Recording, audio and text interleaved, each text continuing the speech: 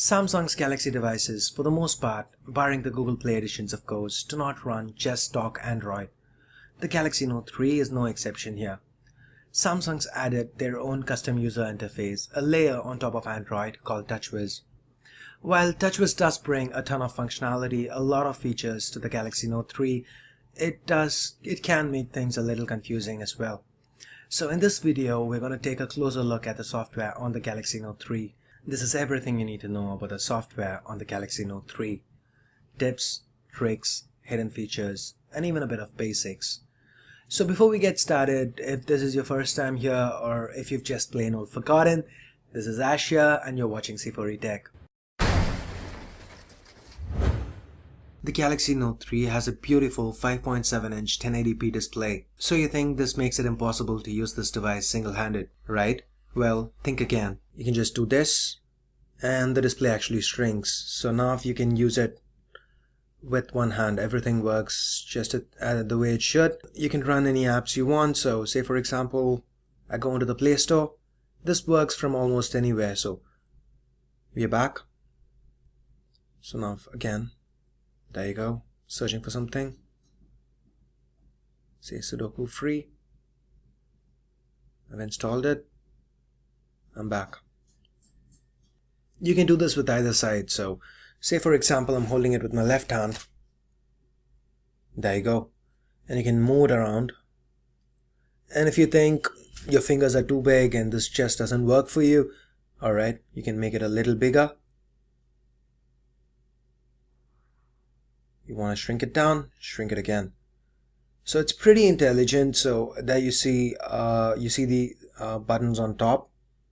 When you move it to the left, they automatically shift. You can even control the volume from here so that you don't have to go hunting for the volume rocker.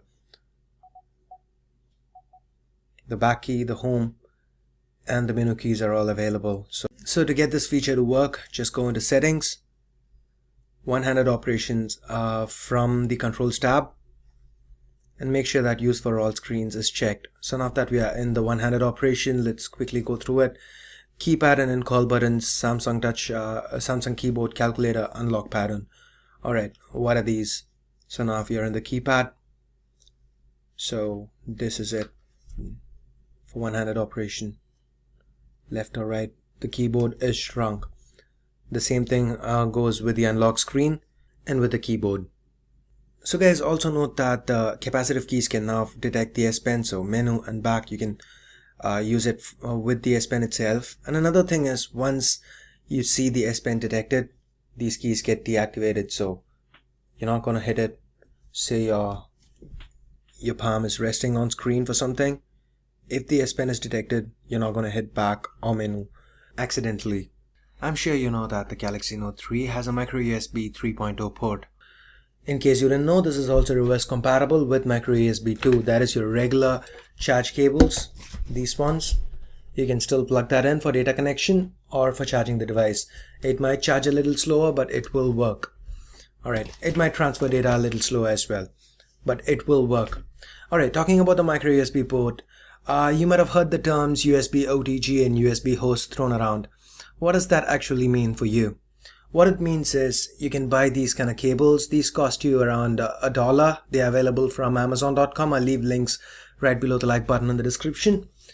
What you can do is you can just plug them in and you can connect a flash drive. Alright, so you can see USB mass storage connected and the My Files app opens up. Just tap all.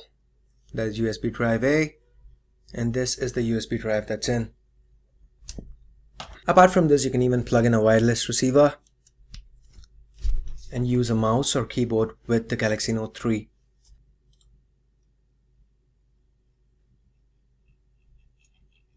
You might have also heard that the micro USB port on the Note 3 is MHL enabled. MHL cables like this are what you use to mirror your phone's display onto big screen TVs. Okay, a lot of phones have this. What's so special? The Note 3 uses MHL version 2. Generally with MHL adapters, you need to plug in a micro USB cable as well, which is connected to either a USB port or a wall adapter for power.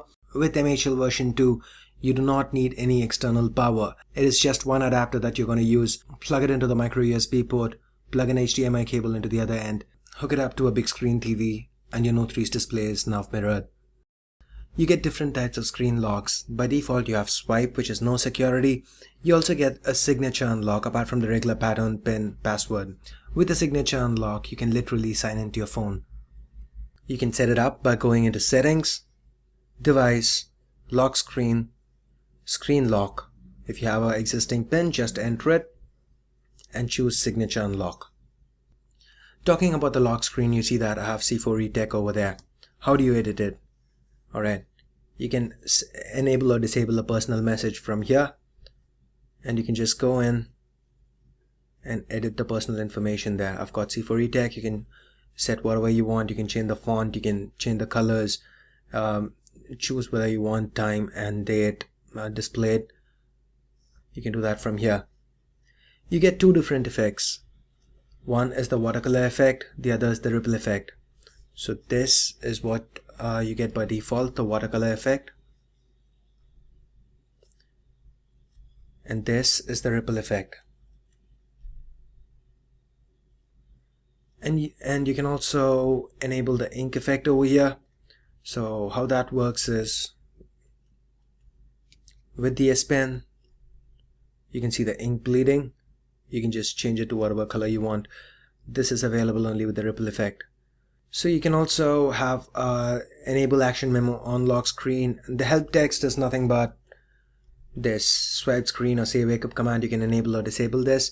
Press the button, double tap, and your action memo opens up. So this can be enabled on the lock screen, again from the same lock screen menu. You can also enable multiple widgets. So you can add other widgets. This is a regular Jelly Bean feature, 4.2 feature. To the right, you get a set of your featured apps. So you can change it. You can just tap and hold something. You can actually hit edit and delete something that you don't want, and you can add a different app to fill up that slot instead. So Asphalt 8. Alright, so this is when you swipe to the right from the lock screen, you access this. But just like with stock Android, if you wanted to launch the camera while swiping to the right, just go into multiple widgets, favorite apps or camera, and select camera, hit save. Now from the lock screen, just swipe to the right and it launches the camera. Enabling the shortcuts option over here gives you 5 shortcuts on your lock screen. You can customize it. Just tap it, select something else. So say for example Google settings, calculator, and AnTuTu benchmark. So now in the lock screen you can see these below. So you just need to drag one of these and it opens up. These are the clock widget options, pretty self-explanatory. So wake up in lock command. Okay, when you first go and set it up, it downloads a bit. I'm just waiting for the download to finish now. So you can actually set different wake up commands. So say for example I want to launch launch the camera. So open camera, open camera, open camera, open camera. Alright, done. So now when you're in the lock screen, you can just say open camera, and the Note 3 launches the camera app. It's as simple as that. Okay, let's now talk a bit about the S Pen. The S Pen Keeper. This is a feature that we saw on the Galaxy Note 2. You turn this on, you leave your S Pen and you walk away with the device. The phone vibrates and this alert message is displayed. The pointer is just this little pointer that you see. So you turn it off, you don't see it anymore. Turn it on. That's pretty much it. Alright, direct pen input. Let's get to that. Let's go into the Messages app. So over here, just hover on top. You see a little icon. Tap it. That enables handwriting recognition. The handwriting recognition on the Note 3 is amazing. Let me just show you.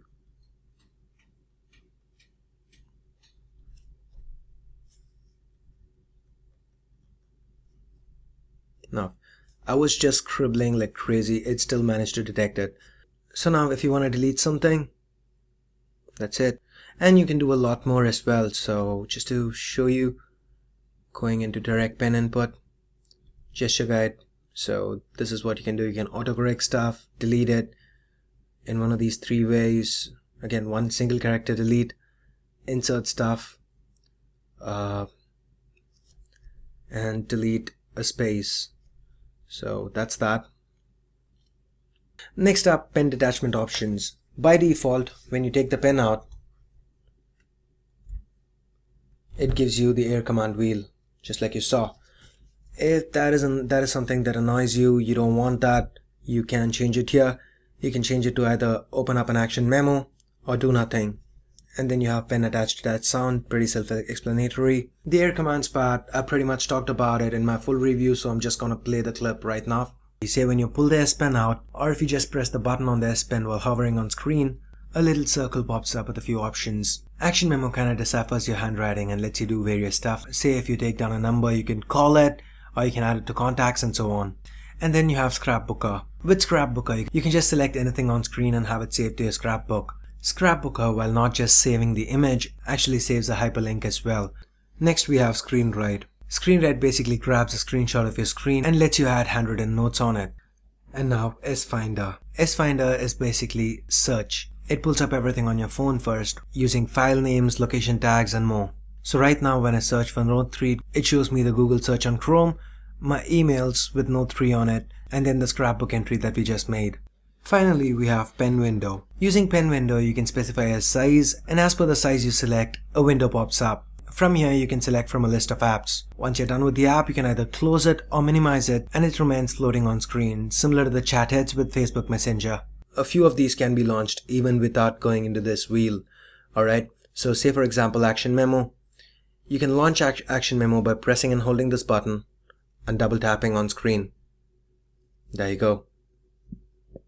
S-Finder, you can launch it by pressing and holding the menu button. You can also add to your scrapbook by pressing and holding this button and quickly selecting something.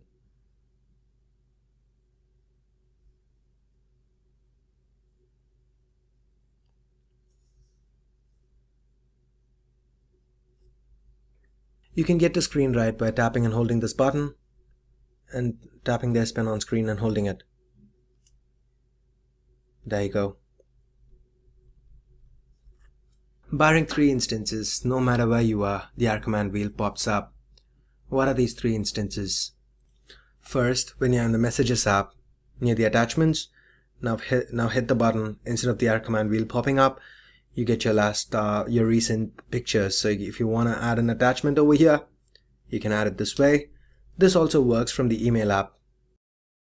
Again, right next to the recipient, just hit this button and it shows you your frequently used contacts. And then in the gallery, when you're hovering over a picture, hitting this button gives you options instead of the R command wheel. So guys, talking about the gallery, over here by default you get multiple panes. So you can just swipe to hide it or swipe again to bring it up. So this way you can easily jump between various albums. You can also sort the photos you have via albums, time, location, people, favorites and all. And you can pinch to zoom in or zoom out. So that's that. You can also quickly jump into the camera by tapping this icon here. And under settings you can select content to display and add in your Facebook, Dropbox or Picasa content. So this is what I have in Picasa. So in contacts you can swipe right to call someone, swipe left to message. The same is applicable from the Messages app as well. And you can just slide over here to jump between letters. To get more control, just swipe to the left and you get more granular control. Press and hold the home button. It gives you a list of recently used apps. This is your task manager. So you can see what apps are active from here. End it. You also get the RAM usage and the CPU usage of the respective apps. You can go to download it and uninstall apps. Go to RAM, clear memory.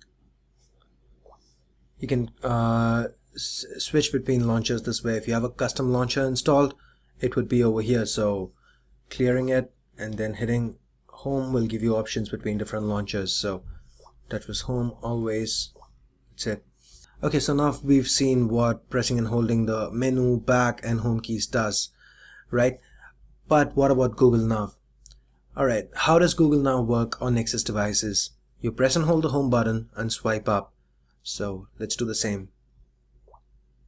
And that's Google Now. What you're actually doing is just pressing and holding it and then selecting it. But if you're used to stock Android, it still works pretty much the same way. Guys, when I started shooting this video, I did not expect to make it a two-parter, but we are really out of time and I'm forced to split this video into two. So click on the link that's annotated on the screen right now. That will take you to the second part of this video. I will also leave a link to the second part right below the like button in the description. But before you go, make sure you give me a thumbs up and hit the subscribe button. So I guess that's pretty much it for this part, and I'll see you in the next one. Till then, this is Ash here from C4E Tech signing off. Bye bye now.